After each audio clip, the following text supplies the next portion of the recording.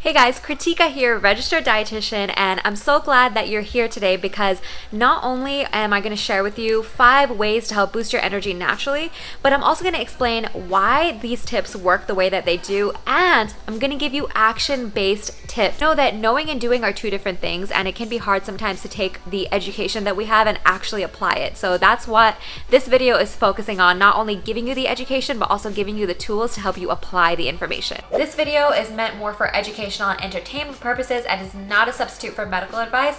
Please see a health professional if you need to. And without further ado, let's get right into the video. Even just a little bit of dehydration can cause our energy to really dip. About half your body weight in ounces is generally how much water you want to consume per day. Now, this is just a very general rule of thumb. It's gonna definitely vary based on your gender, based on your activity level, even based on the temperature outside.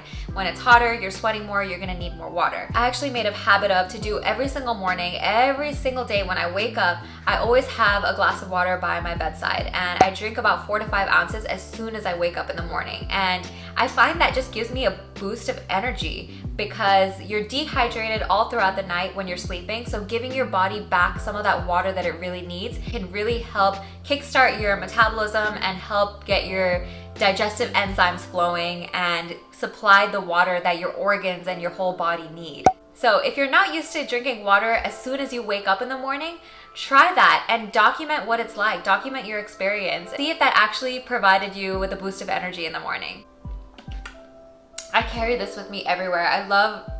For me personally, I like having a bigger bottle because it just makes me visually realize how much water I've had that day. And if it's like 4 o'clock and my water's all the way up here, I'm like, okay, I definitely need to drink more because I'm obviously dehydrated. Just having the visual of having a water bottle with you no matter where you go, if you're sitting, you're working, you have a water bottle right next to you, that can really help you remind yourself to drink water. Because I know we have a lot of things to do in the day. We get so caught up, we have priorities, and these things tend to fall through the cracks and we forget. But we can help ourselves remember by having that visual reminder of the bottle everywhere we go, or in as many places as we go as we can. All right, my second tip has to do with calories. Calories are what gives our body energy, and you can imagine if you're under eating calories, you're gonna have a lack of energy. Not only that, that's like the first level. The second level of this is that when you are under eating calories, for example, let's say you're a woman and you're eating about 1,000 calories a day, it can be very hard to get all of the nutrients that you need on 1,000 calories a day. So you're setting yourself up for deficiencies of certain vitamins and minerals. And guess what a deficiency of things like vitamin D, omega-3 causes? A lack of energy. So a deficiency of vitamins and minerals due to a very low calorie intake can also cause you to have very low energy levels. So for so many reasons, you want to make sure that you're eating enough food and you're eating enough calories. The general rule of thumb, for women, you kind of don't want to go under 1,200 calories, and for men, you don't want to go under 1,800 calories. Your personal calorie goal is so individualized. It's dependent on your age, your gender, your weight, so many different things. To figure out your specific calorie needs, I would recommend seeing a dietitian, but I also linked below a link that you can click to enter in your physical activity level, and it can tell you what your calorie goal should be based on your weight goals. But again, if you want very, very specific and accurate numbers, I would recommend seeing a dietitian for this. All right, tip number 3 is to replace simple carbs with complex carbs. I'm gonna go really into detail on this tip and tell you exactly what I mean. And yeah, you're gonna get a lot of information here, so keep watching. Although simple carbs like white bread, white pasta, white rice, sugary sodas, orange juice, lemonade, sweet tea, any kind of sugar sweetened beverages are gonna give you that immediate boost of energy, but the energy you get is often transient. It actually takes away your energy more than it gives you, because remember what happens to your blood sugar. It spikes up, it goes down, you crash, and you just feel tired and you just want to go to sleep.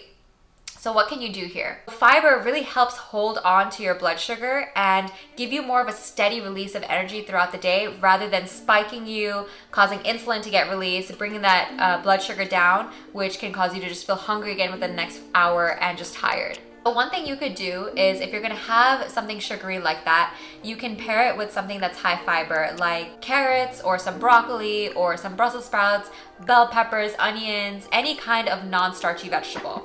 Non-starchy vegetables are not potatoes, peas, and corn. Complex carbs are generally higher in fiber, and they're also higher in vitamins and minerals like vitamin E and iron. And these vitamins and minerals don't necessarily give you energy or anything, but it's just another good benefit that you get with also eating complex carbs. These are going to be things like brown rice, whole grain bread. Check the ingredients label on whole grain bread though. You want the first couple, at least one of the first 3 ingredients to say whole wheat or whole grain or 100% stone ground whole wheat, because if it says enriched or bleached, it's not a whole grain. Lentils are also a complex carb, and also, I don't know if you guys have seen this, let me know in the comments below if you've tried this, but there's lentil pasta out in many grocery stores now, and it's in the pasta aisle, and if you look at the ingredients on these lentil pastas, it's usually just lentils. They also have edamame pasta and black bean pasta. Not only does it have lots of fiber to help with your blood sugar, but it also has lots of protein, so you don't even need to add an extra protein source to it, saving you money and probably time as well. If you haven't tried the lentil pastas and all the other varieties yet, I would highly recommend it. But to start out, maybe mixing some of the regular pasta that you're used to with the lentil pasta so that you get the benefits of both. I often too recommend, if you're not used to eating brown rice, try mixing it with white rice if you like that. And then slowly you'll start to get assimilated to the taste of the brown rice, and you'll get all the benefits of the fiber and the nutrients and all of that too, without needing to give up the flavor of the white rice. So I want to just quickly make a note about starchy vegetables like potatoes, peas, and corn, and very high sugar fruits like tropical fruits, bananas, pineapple, and things like that. Although these foods are still super healthy for us, and they are technically complex carbs because they have fiber and they're not all sugar, they tend to be a little bit lower in fiber than the non-starchy vegetables like green leafy vegetables, Brussels sprouts, onions, bell peppers, mushrooms. And there are fruits that are higher in fiber like berries, pomegranate, kiwi, and oranges. And it's going to have a better effect on your blood sugar, giving you more energy throughout the day rather than a big spike and a crash. All right, let's move on to tip number 4. This tip is all about preventing you from getting too low or too hungry and ravenous on the hunger scale. Imagine when you're at a 0, 1, or 2 on the hunger scale. So this could be you're past the physical signs of hunger, as in like stomach growling. You're past stomach growling. You're at the point where you're probably dizzy. You might be really lightheaded. You might be shaky because your blood sugar is really low, because hunger and blood sugar are really correlated really well. Remember, this is all related to energy. In my opinion, there's 2 ways to prevent yourself from getting too low on the hunger scale. One way is, as a general rule of thumb, you want to try to eat every 4 hours, 4 to 5 hours maybe. And this is just a very general rule of thumb. It may not work for people with PCOS, for example. Rather than paying attention to external triggers of hunger, like, oh, it's 12 o'clock, it's time to eat, it's lunchtime. Oh, it's 8:30, it's breakfast time. I would encourage you to pay more attention to your internal hunger cues and decide for yourself based on your hunger level when it is time to eat. You don't have to follow the rules of breakfast, lunch, and dinner. You can eat whenever you want, whenever your body is telling you that it needs food, but not to the point where it's starving for that food. Second thing that can help you prevent from going too low on the hunger scale and really losing all your energy is to make sure that you're balancing every meal with protein, fiber, and healthy fats. And I've talked about this before in my previous video on how to lose weight without counting calories. I will also link that above so you can watch that after this video. When you have these 3 components in every single meal, not only is it going to keep you more satiated, but it also helps stabilize your blood sugar level. So remember when I talked before about fiber helps stabilize your blood sugar, it gives you that energy release throughout the day that's more steady rather than spiking and dropping you, causing you to fatigue. Because I think there's a lot of misinformation out there, and I've heard some people say that broccoli has protein if you eat enough of it, but it's just like such a small amount. You have to eat a lot of broccoli to get a sufficient amount of protein. So we need to be eating for protein. We need to be eating foods like beans, like lentils, and legumes. Nuts and seeds are actually an okay source of protein as well. Nut butters are actually a good source as well, and they're also high in healthy fats. So that might be a whole nother video, but protein, fiber, healthy fats, keep your hunger level stable. And this tip, I know that was probably a lot for this one tip as well, but you want to make sure that you're paying attention to your hunger levels because that correlates to your blood sugar, which correlates to your energy levels. Number 5 is going to be a really easy way that you can do right now You can do this right now to get a boost of energy, and that is exercise. Okay, I know you've heard this probably 1,000 times. Yes, you want to exercise, but I think a lot of people think that, you know, exercise is draining and it's going to take away their energy. And to that, I would ask, what kind of exercise are you doing, and are you actually enjoying it? Because I think we should be doing things that we enjoy. Maybe if you're not enjoying exercising right now, trying a bunch of different things and figuring out what you actually look forward to. After we start working on the habit consistently, we start to look forward to it, especially when we start to see the benefits of it. So that's a whole nother video. Actually, I have a video on that. Shameless plug, how to build healthy habits, and I'll also link that above. But exercise, it literally can be anything. If you're feeling kind of low in energy and you've realized you've just been sitting at the computer all day, you've had your water, you had your food and all of that, and you've just been sitting all day, maybe get up and just walk around for just 2 minutes. Because even that alone can help boost your mood, can help boost your energy, but something is always better than nothing. I even notice the effects right away, and I would encourage you to document. I love documenting. Document your experience. Think of life and these different things that you try as an experiment on yourself. The next time you go and do some intense exercise, document how you feel after you finish. Just the other day, like, I was feeling very low energy, and I went and I lifted some weights. It wasn't a long exercise. It was probably like about 30 or 40 minutes. I lifted some weights, I did some walking, I came back, and all of a sudden, maybe like 30 minutes later after I took my shower, I was just so energetic. I had all of this energy. I was like, oh, I want to do this and this and this, and it just felt so good. I felt like I was in such a good mood. So document what it's like. What do you feel like after you finish working out? So let's say you've tried all of these tips and you're still really tired, day in and day out, none of this stuff is working. One of two things is what I'm thinking. Okay, A, either you just need some sleep, like how much have you been sleeping? That might be obvious. But B, I would go to your doctor because there might be some underlying issue going on. An underlying medical condition, or it could be that you might have a vitamin deficiency. There are certain vitamins like vitamin B12, vitamin D that can cause you to feel very, very tired and low energy when you're deficient in them. So I would recommend getting a vitamin panel from your doctor and then taking a supplement based on your doctor's recommendations or your dietitian's recommendations. Also note that just taking a vitamin when you're not deficient in it is not going to give you more energy. Also, some vitamins are toxic in high doses, like vitamins A, D, E, and K, so you don't want to overdose on them. You don't want to take them in excess because they can build up in your liver. Anyways, that might be a whole nother video. In general, try to get your vitamins checked by your doctor every single year.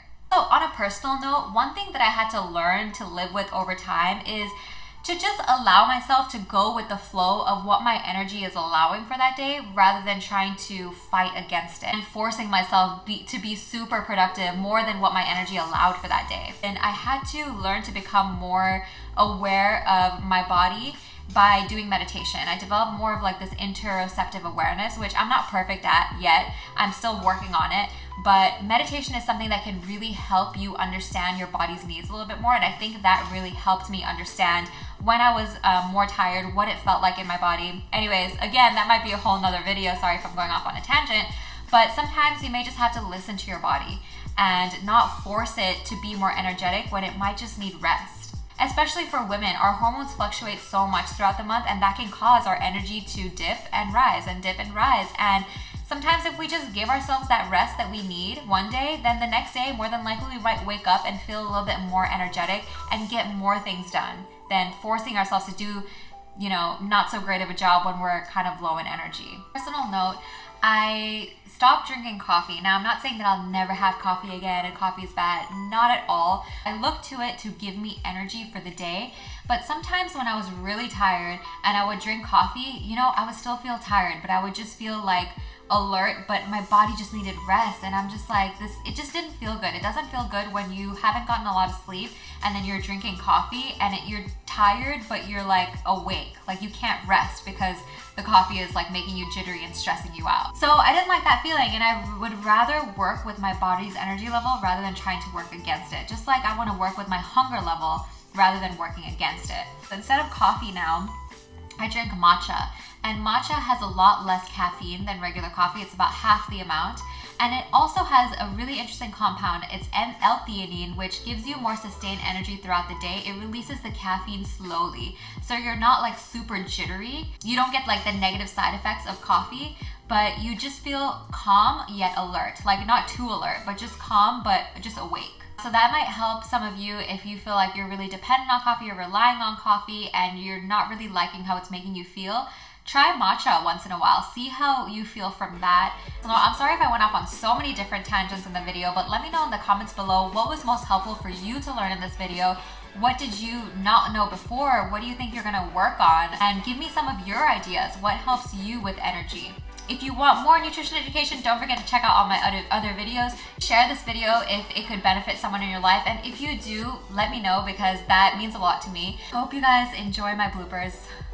Filmed like for 20 minutes and it all got deleted, so that's nice. But okay, so I guess we're on tip number 3 now. What is this? And the pancreas says, oh, we got blood sugar in the blood, we need to take care of that.